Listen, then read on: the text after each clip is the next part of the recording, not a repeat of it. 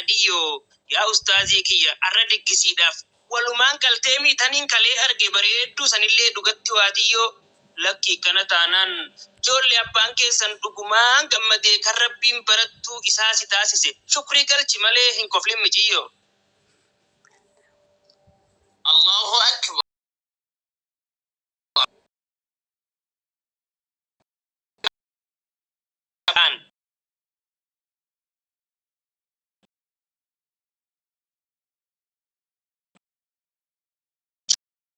Injifannoon galee boruus kana caalaa walitti haadhaabuuf jennaan tana ijoollee. Hidhiin tuttuulina. Allahu akbar. Allahu akbar. Hidhiin tuttuulina shaashan baajadaasa keessummoonni keenyas kan nyaatanii quuftan silaa sarra malee meeyoomi guyyummaan of keessaa baatanii barattoota keenya kanatti nuuf tuftan arra maashaa Allah an baay'een gammadee warri akka kiyyatti gammaddan hundinuu irra deebi'ee mas nooru anaa dhufu baga nagaan dhuftan. Allahu akbar.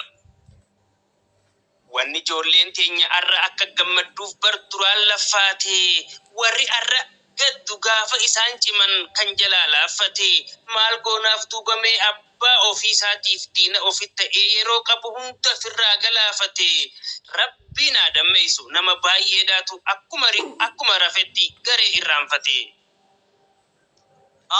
Allahu akbar.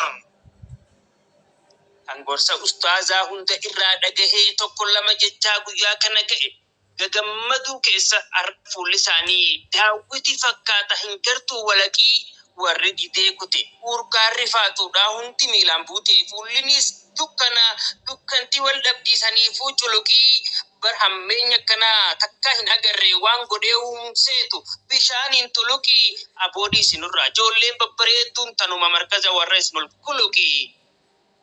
Allahu akbar.